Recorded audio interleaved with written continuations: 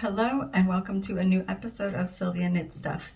My name is Sylvia, I'm 35 years old, and I live right outside of Paris, France. On this channel, I mainly talk to you about knitting, sometimes a few other random things, and today I'm coming at you with a regular, standard knitting podcast. If you're looking to find me on Instagram or on Ravelry, my username on both of those platforms is SylvieRar. It'll be under here and also in the description box below if you want to check that out. And I think it's becoming kind of like a usual disclaimer. I live in a noisy urban area. I'm sorry if there's background noise from cars. It was pretty quiet construction-wise all day, and the moment I say I'm going to start filming, they started running some machinery at the construction site nearby.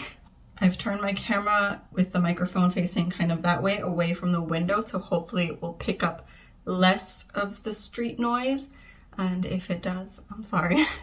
I can't really do anything about the noise. I know that some people use microphones in their podcasts, but honestly, like personally, I don't know about you guys, but I don't like most people using microphones, because I feel like most people that use microphones that maybe create a lot of background noise, like that. Some of them is lower than others, but I personally find it really irritating. And I'm also a bit of a mouth breather, so I've always had sinus issues. So I don't know about a microphone. If you guys have any recommendations, if you know of any microphones that maybe don't pick up a lot of mouth breathing and don't make a lot of background noise like that, let me know. Maybe I could invest in something. But as of now, we're just living with kind of the hazards of living in a big city. So yeah. And it's been quite a while since I've done a podcast. I know a couple weeks ago I posted my video about French knitting patterns for the summer. And yeah, it's probably been like, I don't know, a month and a half or more. So yeah, we have a lot of stuff to go over. When I was preparing my notes for today, I was like, oh boy, it's gonna be a long one yet again, which seems to be also a general trend, that I wait too long and then I have too much stuff to show. So I will try not to blab on and on too much. So first of all, let's start with finished objects as per usual. So last time you guys saw me knitting on these socks. These were some socks for my husband, and I wanted to finish them for our anniversary in July. It took me a little bit longer to knit. He got them, when did he get them? I finished these on the 14th of July and our anniversary was the 9th. So a little bit late, but not anything too excessive. The yarn that I used for these is from Schachenmeier. Schachenmeier is the brand that makes Regia. And the German pronunciation would be Regia. I think a lot of people say Regia in English. And so the cotton color is a cotton, polyester, and nylon blend. It's more of like a summery yarn blend. And this is the colorway 02424. I just did 20 rounds of 1x1 rib, cast on 72 stitches. And I wanted to try a mini gusset, like I did on the socks that I showed you last time for him. And this time I did 8 increases on each side because he has flat feet, so he needs more fabric there to accommodate the lack of an arch. And then I did a shadow wrap heel, and the fit is perfect. He wore them to the office immediately after I finished them, and I texted him halfway through the day and I was like, how's it going? How are the socks? And he said, comfortable. So, success. Something else that I had on the needles last time too, that is not this top, is looks like a big blob, but it's my Sorbetto shawl. Let's see, it goes this way. Ta-da!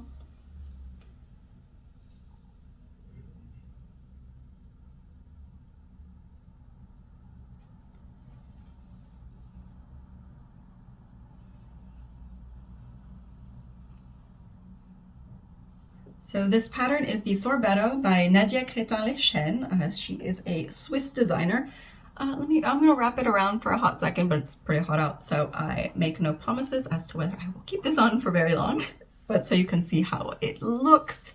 It is a kite. I think the proper name of this shape is a kite shawl. You just kind of increase all along and then you start decreasing just on one side to create that kite shape. I had seen a couple of other French knitters who I watch here on YouTube knit this shawl, and I just really liked the aesthetics of it. I liked the kind of wavy feather and fan style lace and the stripes. If you've been watching me for a while, you know I like kind of things that are geometric a lot, and I like color blocking and I like stripes. So it really spoke to me, and I had first cast it on with a different yarn combination and I did not like the yarn combination. I was making lots of mistakes and I restarted it with these colors. And so I don't have the labels or anything anymore, and I'm too hot, I'm taking it off. The purple is from Prue Yarns, and it is her sock yarn, and it is called Amethyst. Yes, Amethyst, and it's an 80-20, I believe, blend. 80% merino wool, 20% nylon, if I'm remembering correctly.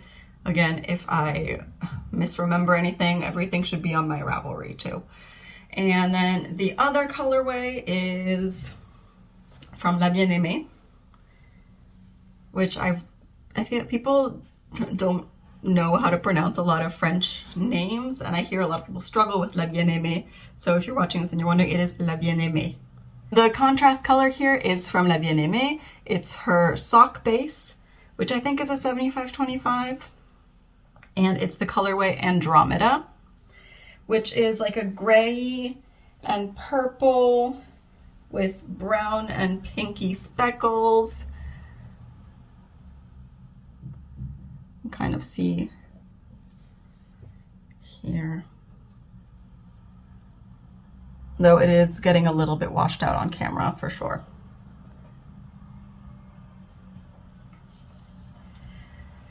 I made a silly mistake at one point. Where is it? Over here. When I started this last lace section, I was like, what is wrong? Why are my stitches distributed incorrectly? Because I had been super careful after my first attempt where I made lots of mistakes with stitch count. And I was like missing one stitch on one side, and then I had one too many on the other side. And I was like, oh, whatever, let me just do a decrease here and increase there and keep on going. And then a couple rows down, I realized what I had done here.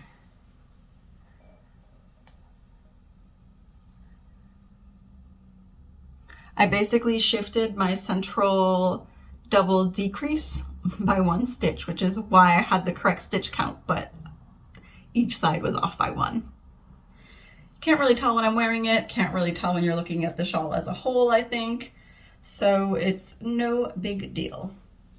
I also did one thing a bit different from the pattern. I don't know how to manipulate a big long shawl. At the end here, how can I show this to you? So you're working like until here, I think, going back and forth. And then at the end, you have to pick up all of these stitches along here and then continue knitting back and forth along the stitches that you were already working and the stitches that you picked up to create this border along this line here. Then you do a little picot bind off, and you're not supposed to use your contrast color, it's not in the pattern, but I was weighing as I was going along and I was worried that I was going to run out of my main color, and I had about 5 grams left when I switched to the La Bien-Aimée color, and it's a good thing that I did because I definitely would have run out. I obviously have not gotten the opportunity to wear this because it has been hot. We finally got some kind of summer weather going on here in Paris that would cool down a little bit today, which is nice because it was like 36 degrees yesterday, which is 94, 95, 96, somewhere around there in Fahrenheit. But it'll probably be a while before I can put on a wool shawl. But I knitted on the 3.75 millimeter as recommended, and I guess my gauge was a little looser than Nadia's, because obviously if I was right on gauge, I wouldn't have run out of yarn. But it's a shawl and I didn't swatch and it still looks fine. And I think adding the little extra stripe works because it's all stripy and color changing and stuff. So I'm happy with it. My third finished object is the one I am wearing that you can see here. And oh boy, do I have a story to tell you about this top. It's the Evelyne top by Johanna Gehrisch. Johanna Gehrisch. I talked to you guys about it last time, how I'm not a fan of her pattern writing, but I liked the style. And in the end, I had issues, not with the pattern itself, but with my yarn.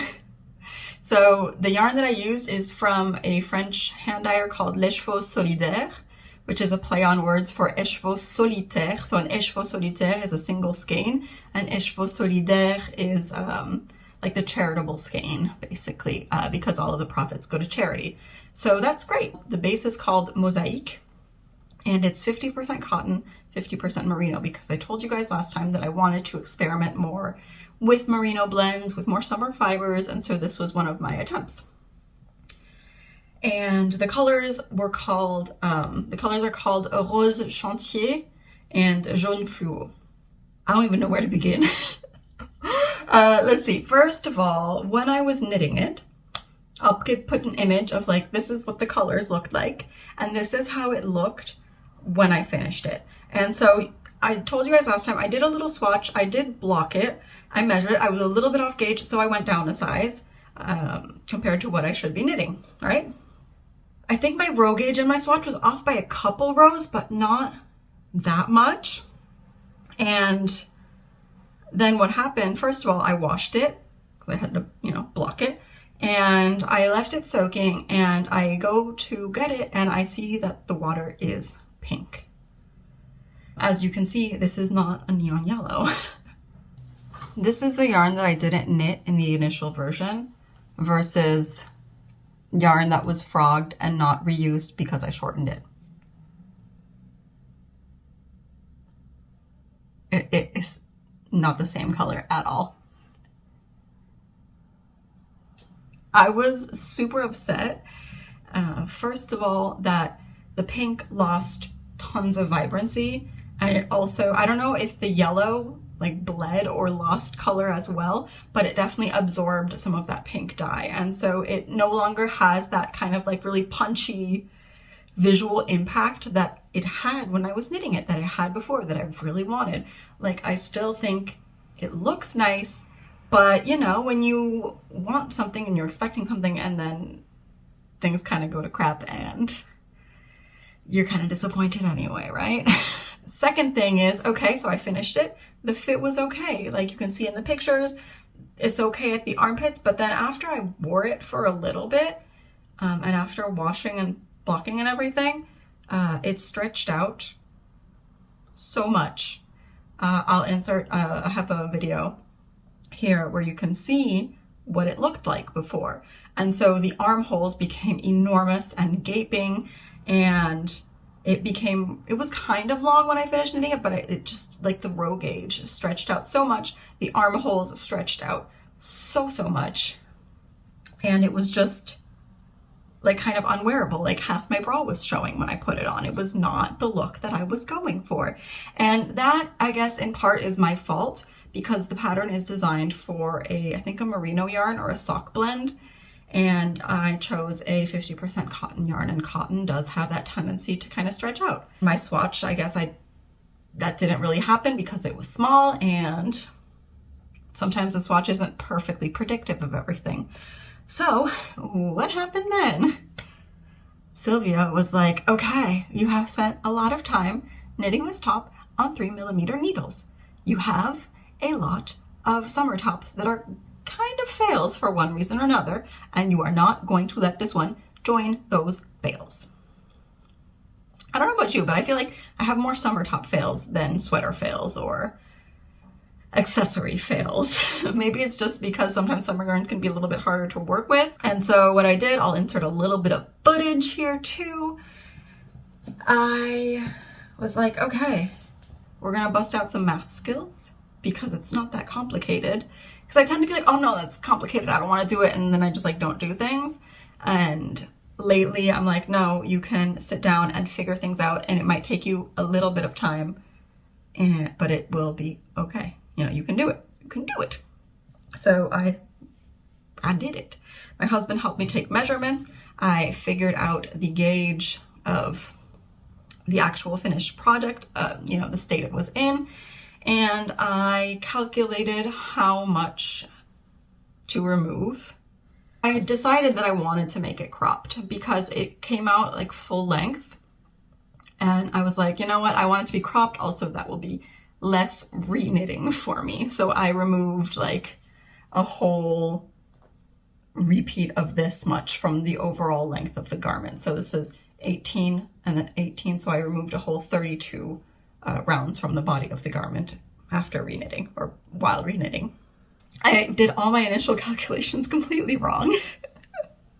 I kind of flubbed my math. Luckily, I went over my work and I realized that I had messed up my calculations. And that's a good thing, because it probably would not fit as well as it does now if I hadn't realized that. It would probably still be better than before, but you know.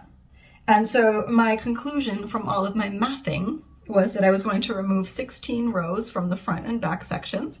I was going to join in the round immediately after removing those 16 rows. I also calculated I recalculated the number of underarm stitches to cast on. I cast on 12 on each side, which brought my body count to 232 stitches. Originally, I had 264 stitches before any of the re-knitting, ripping back, etc. So I removed 32 stitches from the body. Also, I decided to pick the armhole ribbing back up at the same ratio. It was 3 of every 4 stitches, I think. I don't have it written here. I picked up the armhole ribbing at the same ratio afterwards, but I used much smaller needles because, having picked them up at that same ratio, I saw that they got really stretched out using the 3mm needle, which was used to knit everything. So I used my Addi 2.25mm needles to do that, though with recent experimentation, I have realized that knitting with the 2.25 Addis gives me a similar gauge as 2.5 Chaugus, just because of the different material. So, you know, material can have a massive impact on your gauge too, which I have something to talk about in another finished object in relation to how material can affect your finished object. So that was a whole novel and a half about this. Let me get up real quick and show you guys how it looks now. I wore it for a few hours on Sunday. I wore it for a little bit yesterday. And so I am fairly confident that the fit now is gonna stay more or less like this. And initially the armholes did feel a little bit tight, but as I wore them, they loosened up a little bit, but not too much.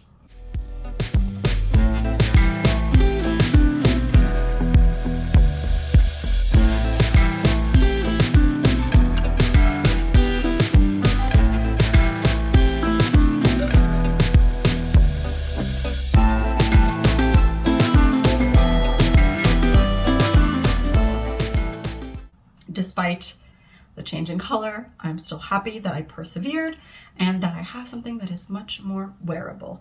However, in my original version, I did an Italian bind off here. Like, I didn't touch the collar ribbing, so that still has an Italian bind off, but it's twisted rib, so I don't think an Italian bind off looks that good on twisted rib. I do have a tutorial saved for a Italian bind off on twisted rib that I haven't tried yet because I saw it after. But at the bottom, I was just like, I can't be bothered to do that again. So I did a half Jenny's Surprisingly Stretchy bind off, which is when you bind your knit stitches off in pattern, but you bind your purl stitches off with the yarn over.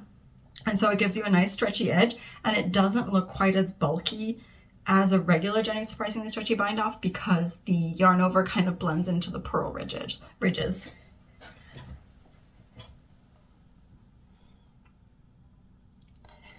And since I wanted my armholes to stay nice and tight, I did not want to give them any opportunity to stretch out. I also didn't want to do a stretchy bind off, so I did a standard knit bind off.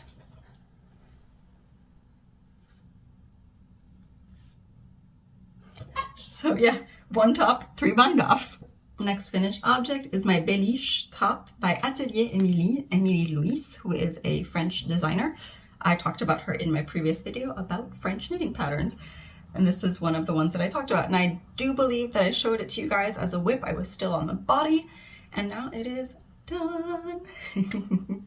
This one I was really happy with. It came out nicely right away. The Béliche top is it's like a zigzaggy top. It's made with a really simple 2-row repeat. This pattern, it's super simple, just involves some increases and decreases and then some knit stitches, and that's it. She has a bunch of different options like I went over last time, and I decided to go for the scalloped edge at the bottom.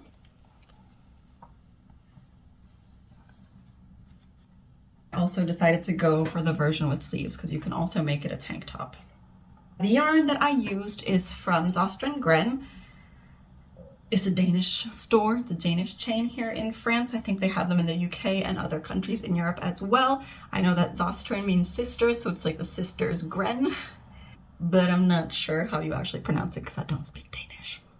We're gonna go with Søstrene Grene. They have a little creative corner in those stores, and they usually have a lot of different cotton yarns. And so this is just using their basic cotton yarn in 3 different colors. As I've said before, like I think I've said it before, that their labels just have a bunch of numbers, but nothing indicates which one is the color, which one is the dye lot. And also half the time when you go in store, they have different colors. So can't really give you information on the colorway. It is a 100% cotton yarn, and it's 160 meters per 50 grams. So it's about like a sport weight-ish. The pattern is designed, I think, for like a sport or a DK. And I don't remember if it's like a cotton, I think it's a cotton linen blend from Métissé à Chanvre. But I'm glad that I chose this and not that one because it is much lighter. Emilie is a very tight knitter. I do not knit anywhere nearly as tightly as her, which I have discovered. Like this, I got gauged fine with the recommended needles because this is a lighter yarn, and I think it looks fine. It looks good, though it is a little bit wrinkled from being in my closet because even though it is cotton, I still find it a little bit heavy, and with the really high temperatures we've been having. Nuh-uh. Nuh-uh. For the body length, I wasn't necessarily going to follow the indicated length in instructions. I just wanted to make sure that I could get up to this top here and have purple be the main color that I would use for my straps and for my sleeves. So I knit until it seemed long enough and then did this upper part, and it turned out to be about the recommended length finally. So it's not quite a crop top. Like if I wear some shorts that are lower, have like a lower waist, I don't have that much tummy hanging out or anything, so it hits me at around the hips or just above. The pattern page itself, or the pattern, she gives 2 options, or she has 2 samples knit up in it, and she has one version that's just all white with sleeves, and then she has another version that's red and white without sleeves. Me being me, I wanted to do something a little bit different, so I decided to use these 3 colors and then do a contrast I-cord instead, because why not? And I almost wish I had thought of casting on with this color too, because there's some garter, and like it would have been cool to maybe have that garter there, but no biggie. Oh, another option she also gives in the pattern is to do ribbing at the bottom also. So you can do a scalloped edge, you can do rib, you can do a tank top, you can do stripes, you can do sleeves, you can do no sleeves. It's all in the pattern, which is really great. And yeah, as I said, I got gauge with the recommended needles. So this whole body and the sleeves are knit with 3.5 millimeter sleeves, and then the I-cord is done in 3 millimeters. And originally when I finished it, actually the neckline was a bit gapey. It felt like it was going to fall off my shoulders, and I wasn't sure if the fit was going to be perfect. And then for some reason, after washing it, it seems to be sitting a lot better. Oh, another option also, she also gives you an option if you want a slight puff sleeve. You can do some decreases, and so she gives you a decrease round if you want to. Maybe just my arms are too fat, maybe my gauge was too tight, but I don't feel like you can really see much of a puff. I didn't compare the gauge because this is just straight stockinette, so I didn't check if I had the same gauge as here, and I don't think she gives a gauge for the stockinette, she just gives the gauge for the stitch pattern. I weighed this earlier and it weighed 215 grams. There is someone else who I watch here on YouTube. She knitted in the recommended yarn, and hers weighed like 300 grams or more. So by using a much thinner yarn, I got something that still looks good and is not nearly as heavy, though it still does feel a little bit heavy for those really hot summer days. And now I have my final finished object, which is this little crop top. It's the Summer Secret Crop by Jessie May. I used a bunch of DK weight scraps to knit it. It's not perfect, but first let's get a little bit into the why, what, because I wasn't planning on knitting this actually. So unless you've been living under a rock, you know that the Olympics just happened in Paris. And my husband and I were like, it's gonna be so busy, the metro's gonna be a mess, we don't wanna go. And like a week into the Olympics, we had been seeing people on Instagram going to the events, people saying that the metro was actually totally fine, it wasn't that busy, because just so many people had left Paris. So many people had left Paris, and so many people were also working remotely who were in Paris, so there weren't that many people on the metro. And tourism numbers, I think tourism was up by 10% compared to a regular summer in Paris. So in the end, we were like, okay, it would be kind of silly to have the Olympics in our backyard and not enjoy and participate and go try to watch stuff if we can. Because yeah, some of the tickets were really, really expensive, some were less so. Like for gymnastics, for example, it would have been like $600 or more a pop, up to like $1,300. So as much as I would have loved to see gymnastics, not gonna happen. But we did go to see a couple different events in the end. What I'll do also at the end of this video, I'll add some like Olympic Paris footage from different events, from different, because there were lots of also like hospitality houses and pop-up stuff. So I have some footage from all of that that'll pop into the end. The first thing that we went to was a women's football/soccer game, and it was the USA versus Japan. So I was raised in the US, so I was like, yay, USA. The US won. But basically I was like, okay, I want to have something stockinette in the round to knit. Something on a big enough needle that I can just knit without looking, because I can knit stockinette without looking, but I struggle if it's too small a needle. And just in case, I wanted to bring wooden needles because I didn't know, if the security was going to be super tight. This pattern has a fingering weight and a DK weight version. The DK weight version has you do the bottom ribbing in 3.5 millimeters and the body in 4 millimeters. My 4 millimeter wood needles are broken. One of them doesn't screw on correctly. It just keeps on turning. The smallest needle size I had in wood was 4.5 millimeters. And I was like, whatever. I'll use the 4.5s and I'll go down a size. And I'll knit a size medium. Because I have knit a lot of Jessie May patterns. And generally, my gauge is pretty spot on. Like, we have very similar knitting tension. But I underestimated the effect that the knitting needle material would have on my gauge. Like, as I was knitting, I just felt like it was super tight compared to how I knit on my Chow Goose. As a result, this is too small. Like, obviously I can still put it on, but let me show you what I mean by too small.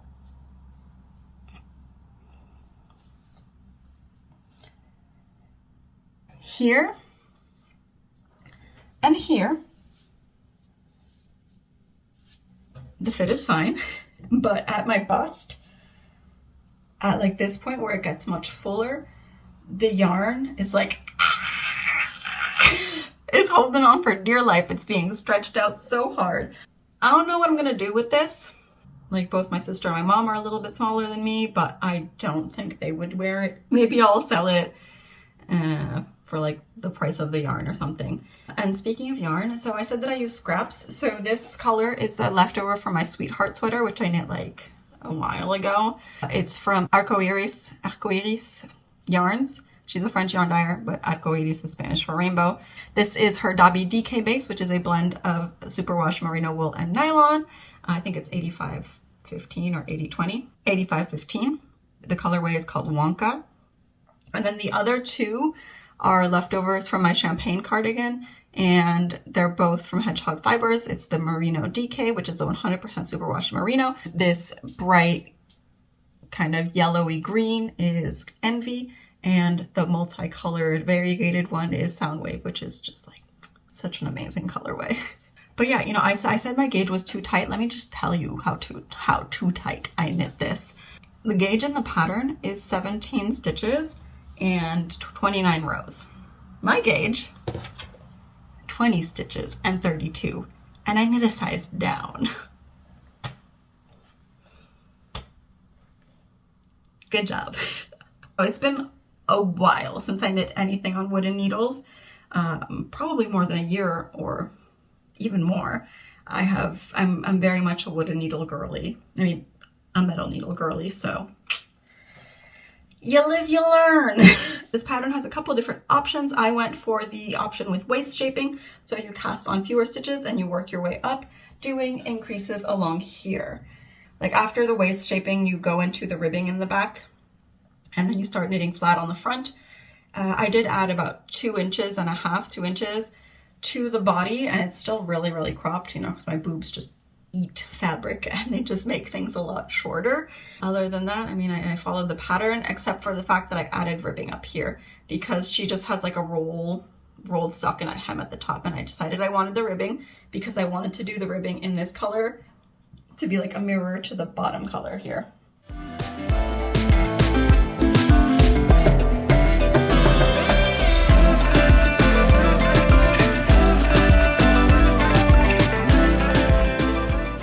I also knit the straps a little bit short because straps tend to stretch out, but when I first put it on, it felt like they were too short. I haven't woven in the ends from the straps yet. They're the only ends that are still not woven in, but I'm wearing it now and it seems okay, so I think that those ends can be woven in. Because yeah, she says to knit the straps, I think, to about 10 centimeters, I think. If you're doing just like straight back and forth straps. You can also do crisscross straps in the back and she gives you the length for that. Or you can also do like a strap from the back, a strap from the front, and do little bows.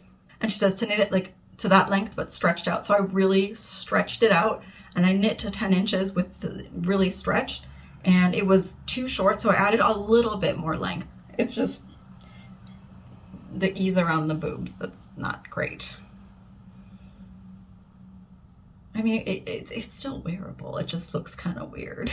I did do helical knitting, so which means that when you switch colors, you just slip the first couple stitches of your other color as you get to them. Lots of tutorials online, but it allows you to create more seamless stripes. But then once I got up to the top here where I was knitting flat, I couldn't really easily figure out a way to alternate every row to keep with the one row stripes without literally having to cut my yarn every row.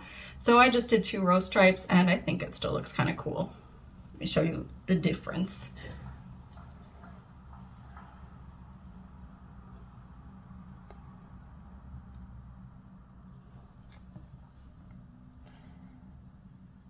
Those are all my finished objects. Okay, let's move on to works in progress. And I've got 4 of them plus a swatch to show you guys. Last time I do believe I did mention that I was going to cast this on. And this is the Rococo top by Sari Nordlund. Got a color vibe going on here almost. Is there anything else in that color? I mean, there's the yellow also on the Evelyne top. What can I say? I like a good neon. This is the Rococo top by Sari Nordlund, and it is a knit tank top. And I'm knitting it in some merino linen singles from Au Fil de Russe, who is a French yarn dyer.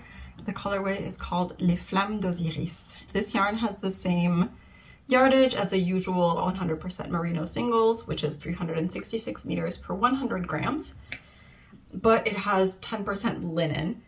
It's got all of these pieces of like vegetable matter, and I'm not sure if that's the linen or if it's just like got more vegetable matter because it's a single. If anyone knows, tell me. I don't know how well you can see it. Like some of them I have pulled out, but I'm like, am I removing that 10% linen?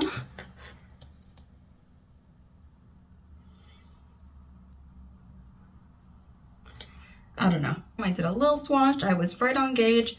I think I have a very similar knitting tension to Sari because I used a similar yarn and I hit gauge perfectly, which is great after gauge struggles with other tops, as we have seen. You knit this very complicated lace panel at the top.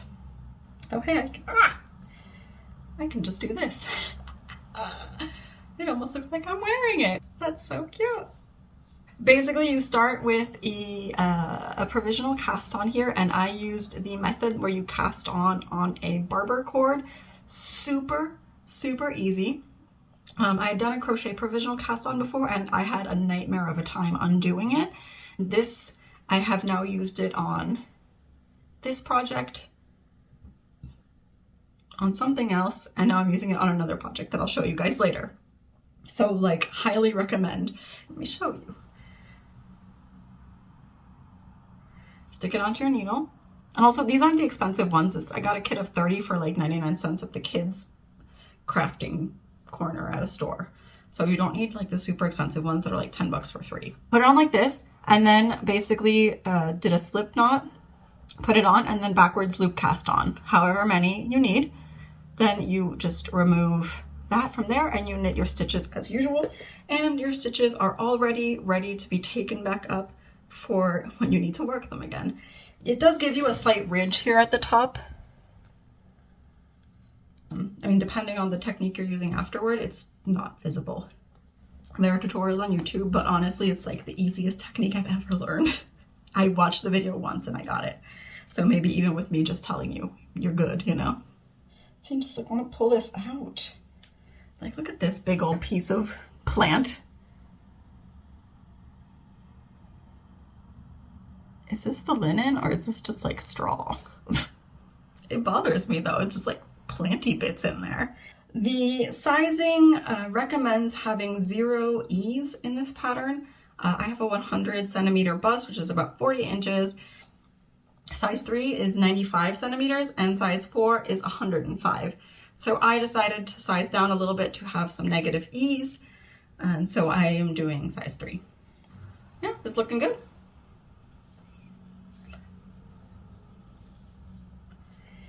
It is definitely it's a really complex lace chart. I started it, I worked on it for a little bit. I think I got 30 rows in or so, and then I got distracted with other things and I picked it back up in the past couple days and have almost finished, I think, the lace chart. Yeah, there are 67 rows in this lace chart, and the next one I have to do is 55. So I've got 12 rows left in the lace chart. I then have to knit the whole thing again because she has you do the same thing on the front and the back. Part of me is like, maybe I should just knit a stockinette panel, but then I'm just like, nah, don't be lazy, just do it. However, you know, since this is really complex lace, I use my chagoos for like everything now, but even more so for something like this, you need something pointy because there are things like slip, slip, slip knit, P3 together, K3 together, and it's much easier with really pointy needles. However, this yarn, like the singles, even though it doesn't have plies, I find that it's really easy to not pick up the whole loop or to like by mistake grab through it. For example, like this here. Like you can very easily not get the whole stitch, leave a little bit behind and stuff like that. So it's a little bit annoying and you have to be careful working with it. And honestly, like, I don't know how wearable this will be for me in the warmer months. Like when it's past 25 degrees Celsius, which is like 80 maybe in Fahrenheit, I'm not sure, I'll put it on the screen. I have a hard time wearing kind of woolly things in general. Maybe because it's a singles, though I'm not sure. Like I have a shawl in a singles, and I don't know if it's this fuzzy. Like this feels fuzzier, it feels woollier. Like it definitely has quite a bit of a halo, so it seems warmer. And like, you know, when you're hot and sweaty, you don't want like fuzzy on you. See, you can really see. And I think I've made like maybe a couple little mistakes in my lace, but not too many, and I'm proud of myself. And it's not that hard, y'all. You just gotta concentrate a little bit. Markers. Markers are a godsend for someone like me, because I can get distracted, and if I get to the end of the repeat and I'm off, I'm like, okay, there's a problem somewhere, let's find it and fix it right away, instead of getting all the way to the end of the row and being like, oh no, something's wrong, I don't know where. I think that's that for this. Oh, there's a piece of glitter on here. I did my nails yesterday with some dip powder, and they're kind of a hot mess because I used glitter, so they're like chunky and gunky, and there's a piece of glitter here. Hello.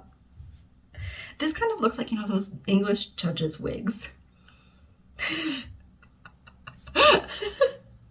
All right, get that off.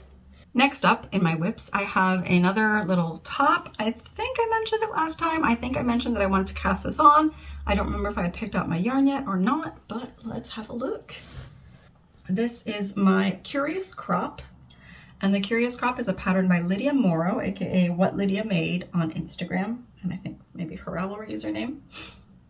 And it's a negative ease cropped tank top, and you can choose to have a circle shaped cutout in the front or not.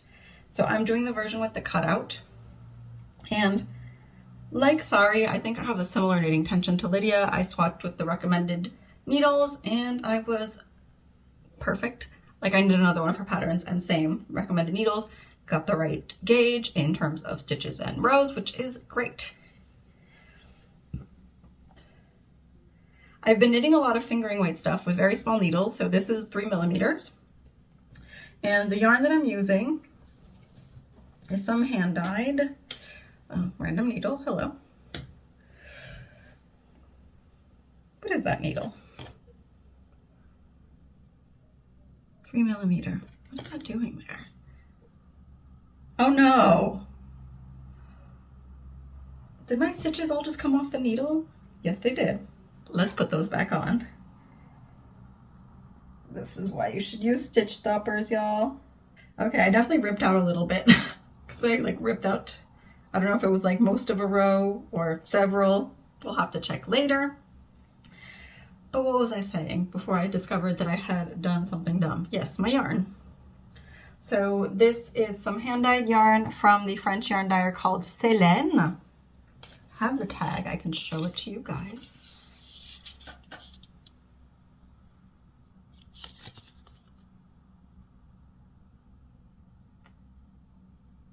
So it's just like a standard sock yarn. It's 85% merino, 15% nylon, 400 meters per 100 grams. I bought this at a yarn festival a couple of years ago. And I remember when I got home, I was like, oh, there's no color name. So I sent her a message and I said, is there a name for this color?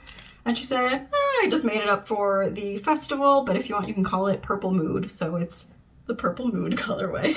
As you can see, there are definitely some differences in the skeins. Like this one's a little bit darker. I cast on and I knit this band. So this is like a folded over band at the bottom instead of ribbing. This is knit in 2.5mm, so it's a smaller gauge to really cinch it in. And I knit that with the lighter skein. And I also decided to add the Sylvia touch to it because this isn't in the pattern, but I used my contrast color here at the bottom. Basically, she has you do a round of purl stitches, so it sits nicely where it folds, but I decided to knit the row, the round before and after, and the purl stitch, so 3 rounds with this green color for the contrast. And that's also going to be the color for my ribbing for the neckline, the cutout, and the armholes. This is some leftover yarn from my Halu. It is from Lain'amourée, another French dyer, and it is her Athena fingering, 100% merino in the colorway Se Balader en Forêt. It's not quite as blue in real life. It's a really nice forest green. And then once I started the body, I started alternating skeins. And I feel like there isn't a clear demarcation from when I knit this part and then I started alternating skeins. She has you do a couple waist shaping increases along the way. Then it was my very first time ever also doing bust darts because Lydia is all about fit. I think most, if not all of her pattern include bust darts. Where are mine? I can't read anything. Here, you can see that there's this diagonal line here and here. And so I'm actually knitting size 3. Like I usually knit a size 4/large in patterns because of my bust circumference. But she says pick your size based on your upper bust measurement and then pick the cup size in the bust starts. So I'm doing the size 3 with the size 3 bust starts. I was kind of between size 3 and 4 bust starts. She gives 5 cup options. And I was like, you know what? I would rather have it be a little bit tight and maybe come up a little bit than potentially have too much fabric just in case. I mean, maybe size 4 bust starts would have been okay, but I don't know. Since the bust starts are also knit flat, so you basically, it's kind of hard to hold this up, but here and here, you start knitting back and forth here and doing short rows, so you create this kind of shape here to add up the extra fabric here. Obviously, I couldn't do the helical knitting. You can't really tell, I think. Like, here is, you know, the bust start fabric. Here you can see that there's like, I think the speckling is a little bit lighter, but this was still when I was knitting helically here. So both skeins kind of lightened up a little bit. And then when I went to the bust starts, I don't even remember which skein I used in. I think it looks perfectly fine. And then this part I'm knitting flat, obviously, and I'm just using one of the skeins. So, you know, there's variation, but I don't mind. I think it looks cool. I think I came across a mistake in the pattern on Sunday, and so I emailed Lydia. I haven't heard back from her yet, so I'm a little bit stuck. Like, I think I figured it out, and it's something really minor, but here for the circular cutout, like you initially start binding off stitches and doing decreases to create that circle shape, and then you start increasing to, you know, close it up at the top again. And there was somewhere where she says do this 2 times, but then the stitch count didn't match up. So I think it's supposed to be 2 more times, because if you do it 2 more times and not just 2 times, then it matches up. And almost all of the instructions where it says do this X times, it always says do this X more times. So maybe it's just like she forgot the more there in the pattern. But I'm waiting to hear back from her just in case. And I have a simple vanilla sock whip to show you guys using a sock set from Artemis Yarns, another French yarn dyer. So it's her sock base for 25 meters for 100 grams, 75% superwash, 25% nylon, and the colorways are Coral Reef for the main color and Bioluminescent for this color. Once again, can you tell what colors I like? And originally with this sock set, I started doing other things. I had other ideas, but they didn't work out. And then last Tuesday, we went to more Olympic events. So we went to the women's the park skateboarding qualifications and preliminaries. And so that was outside in the Place de la Concorde. And it was really hot that day. I didn't know if I necessarily wanted to be knitting on something a bit bigger and a bit heavier weight, because I just thought I might be like a little bit too hot in the hands. So I ripped out what I had been doing and cast on a basic sock. 56 stitches, 20 rounds of 2x2, and stockinette leg.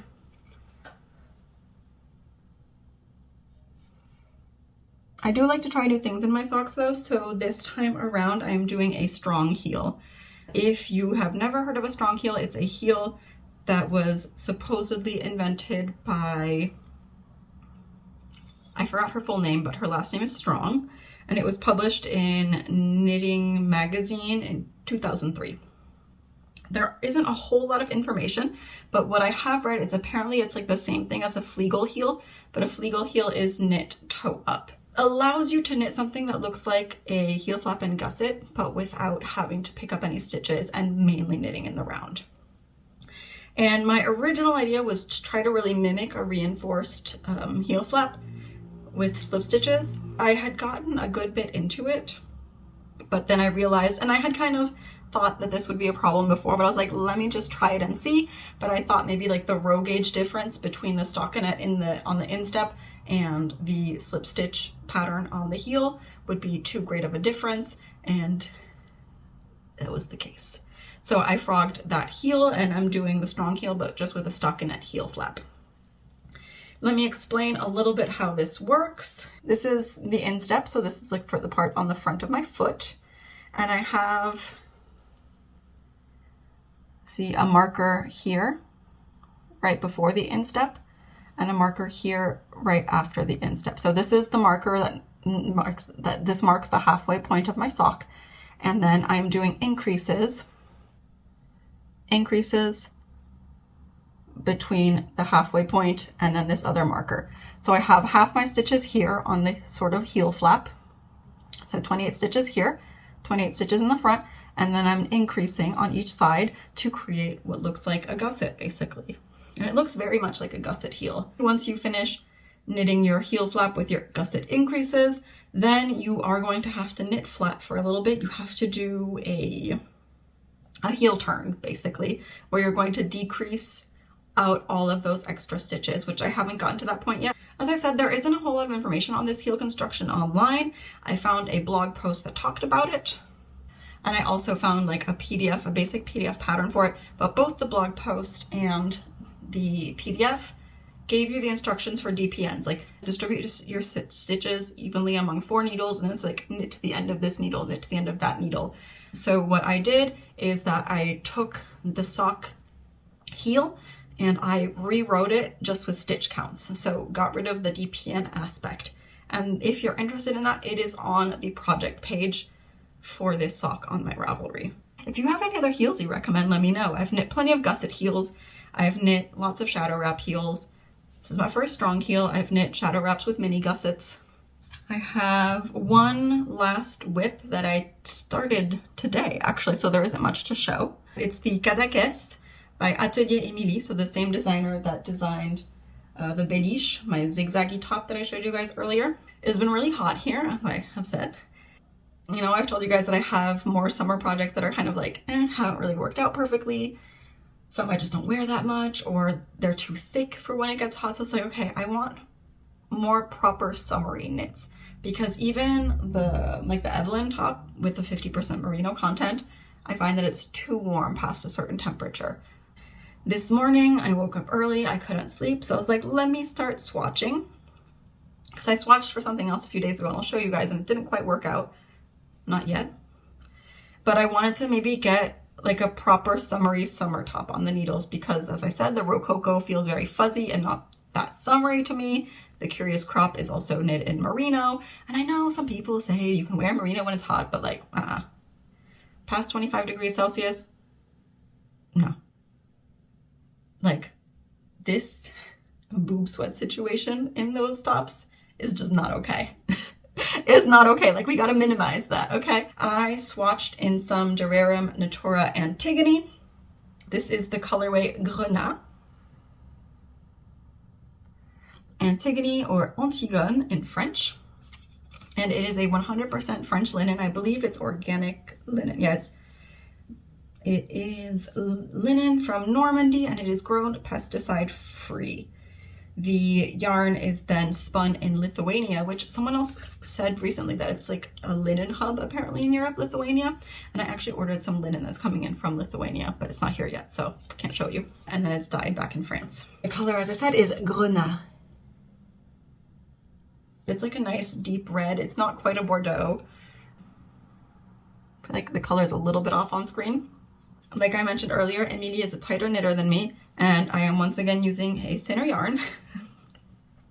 She uses a much thicker DK weight, like a bamboo viscose blend, or no, a bamboo cotton blend, I think, and it's much more of a DK. This is very much a sport, because this is 260 meters per 100 grams. So it's quite a bit thinner than the yarn she uses. And even so, I did my initial swatch using 3.5 millimeter needles, which is the recommended needle size, and I was still off. I think I had about 20 stitches instead of 22. I re-swatched with a 3.5 millimeter needle, and this is my swatch, and I measured it. I was like, okay, I have about 21 stitches, which I think is close enough for me. Still kind of drying, but I don't think this yarn changes too much after blocking from what I've heard. But literally, this is all I have. I cast it on this morning, but it's the same cast on technique as I used on my Rococo, as you can see. The Cadaquès is a very simple tank top pattern. It has like the triangles in the front, triangles in the back, but it has one little special touch is cabled straps.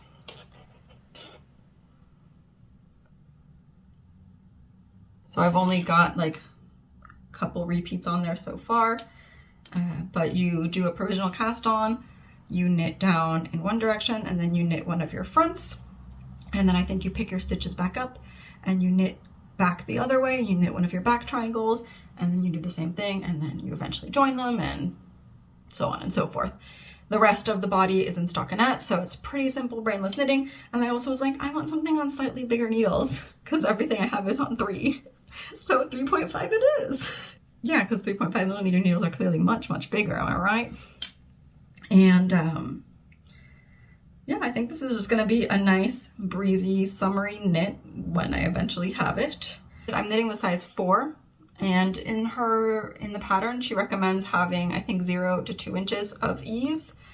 And the size 4, if knit perfectly to gauge, would give me about 3 inches of negative ease. But once again, I like the negative ease because there's such a big difference like here and here, as you can see. And since my stitch gauge when I measured it before washing was like 1 stitch off, it should still give me, like a little bit of negative ease, but less than if it were 37. So I think I'm okay. Like, I've also seen some people knit this top and have some weird gaping here at the sides of the triangles along the armpit, and I think maybe it's because they have too much positive ease. I'm not sure. I just hope that doesn't happen to me, because I see some people and it fits great, and others they have too much gaping. So I'm definitely going to watch out for that. Now that I have much more experience knitting and I feel much more comfortable modifying things, like maybe I can also modify the underarm cast on stitches if I see that it's going to be too big, just in case. We shall see. I have a small swatch to show you guys. Another pattern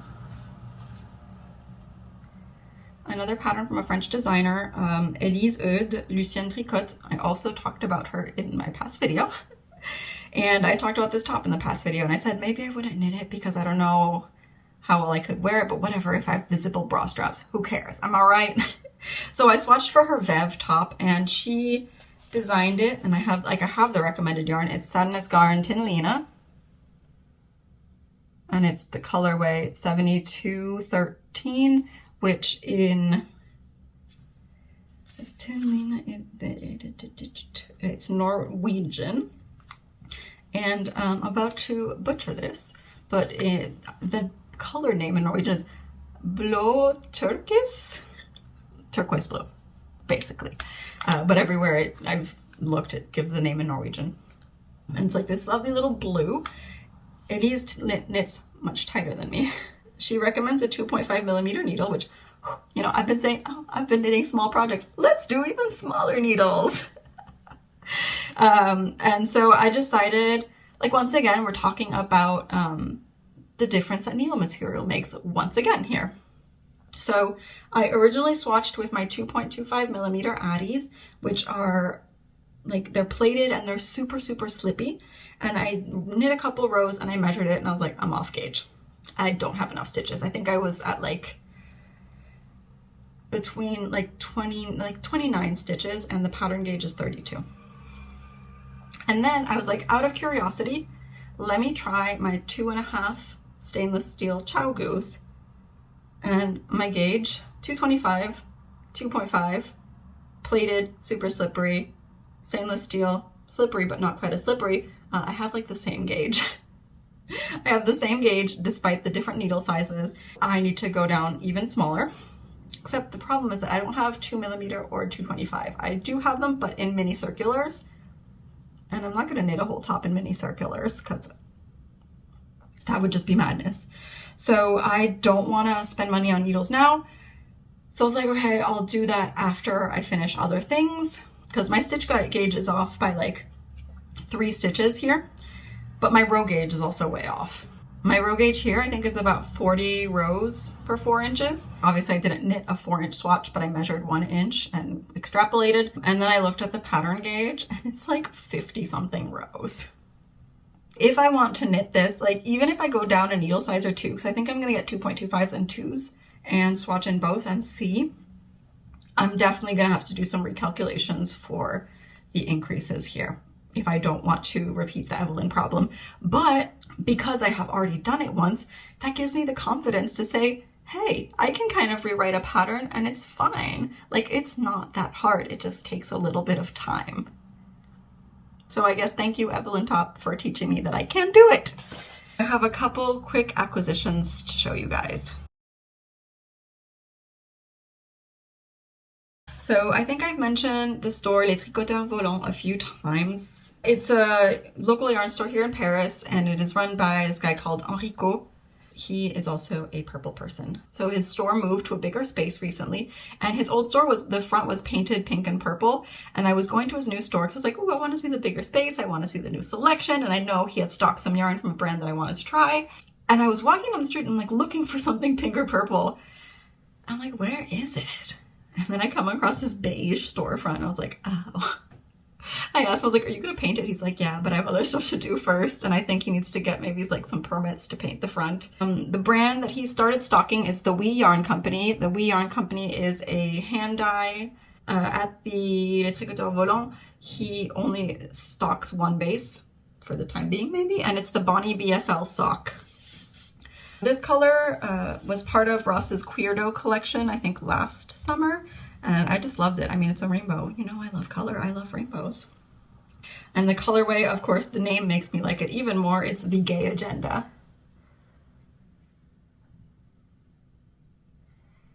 It's a fingering weight 100% BFL. It's a superwash BFL, but it still feels quite rustic.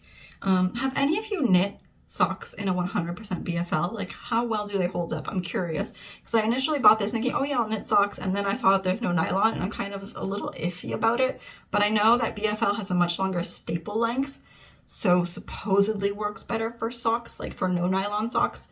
But I mean, I have heard of people knitting socks with like fairly rusticy wools and getting holes in them quickly anyway. I am quite sensitive. Like, I know that I wouldn't be able to wear this in a shawl. I have another shawl knit out of BFL, and it's definitely a softer BFL. I don't know if this will soften up more after washing. Like, it definitely feels more like woolly wool than a merino.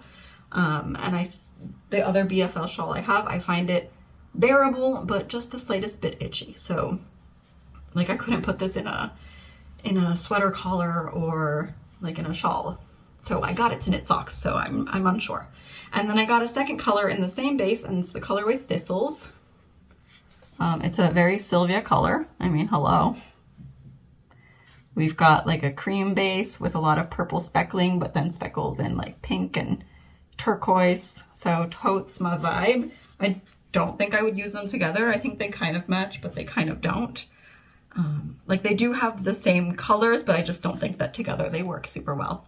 BFL socks? Yes? No? Bad idea? If not, I was thinking maybe like knitting a little pouch or a little bag or something could be fun, just like not something that I put around my neck. I have one more order. There is a Portuguese yarn dyer called Divergent Yarns, Salomé, who I discovered because she watches my channel, and sometimes she comments, and we follow each other on Instagram, and sometimes we chat about ADHD or yarn or whatever. And I had been looking at her yarn for a while, and I finally was like, yes, let's do it. Let's buy some, because I saw that she had a 50% silk, 50% merino base. And you know, as I've said, I'm enjoying trying these different merino blends with more summery yarns, and I haven't tried merino silk yet.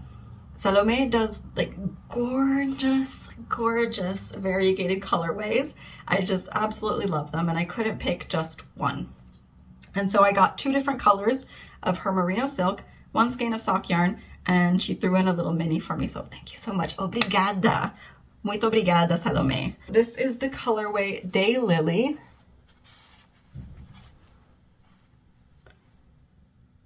Like, it's like fire. It's a bit brighter in person. I feel like all of the colors of everything are a little bit washed out on my camera, on my phone, but it's got like orange and yellow, and it just looks like a fire, and it is so soft, and it's got, look at this, see, very drapey. I need to, you know, carefully consider what I knit with it so I don't make the same mistake as the Evelyne. I need something a bit looser and drapier and flowier probably. I just adore this. And I'm thinking, like, I had bought the Merino Tencel, I think that I showed you guys last time, and I was thinking of knitting the Sensei top with that, but it's also by Atelier Emilie, and I don't think I can hit a 26 stitch gauge with a sport weight, or I would have to go down to like a 2.5 or like a 2mm needle, which I'm already considering for one project. I don't know if I can do it too. So maybe I could use this or the other one for the Sensei instead. And the other one is just love this so much. It's like pastel pink rainbow happiness. It's called Bright Summer Days.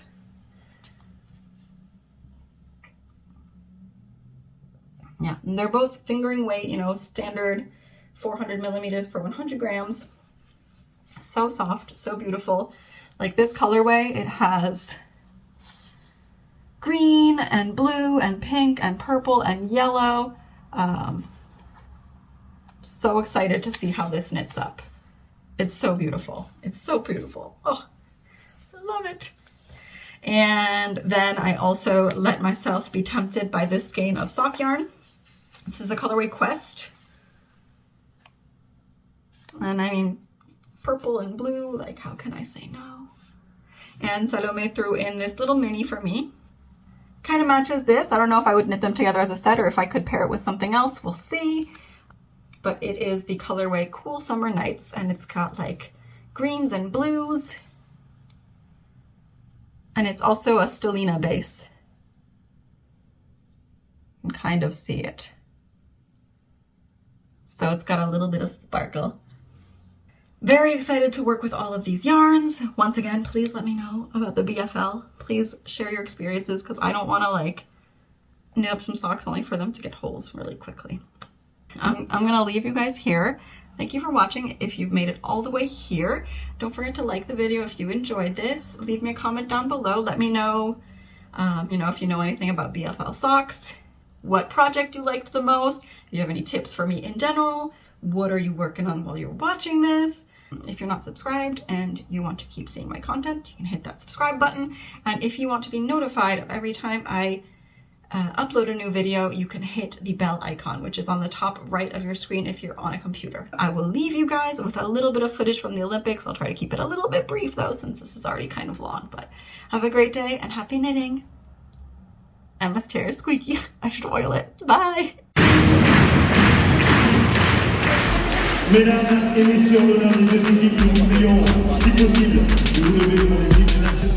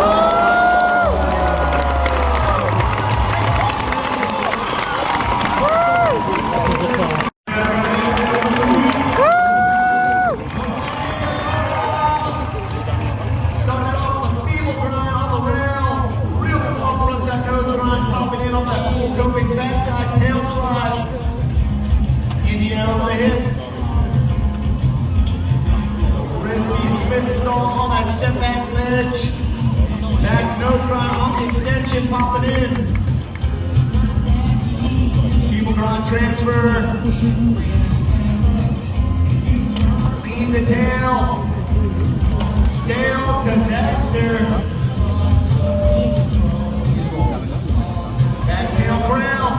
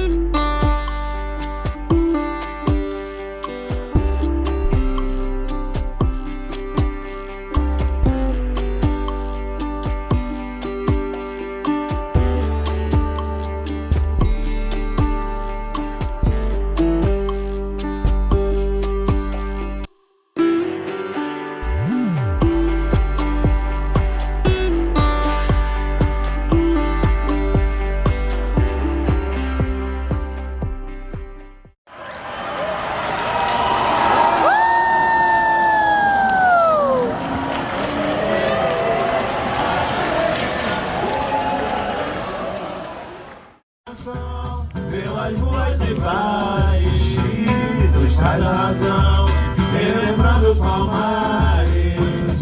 Foi bom insistir, compor e ouvir. Existe quem pode, a força dos nossos pagodes.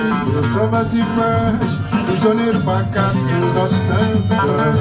O manjo liberta, na garganta do povo as ruas e mulalá, alimentando muito mais a cabeça do compositor.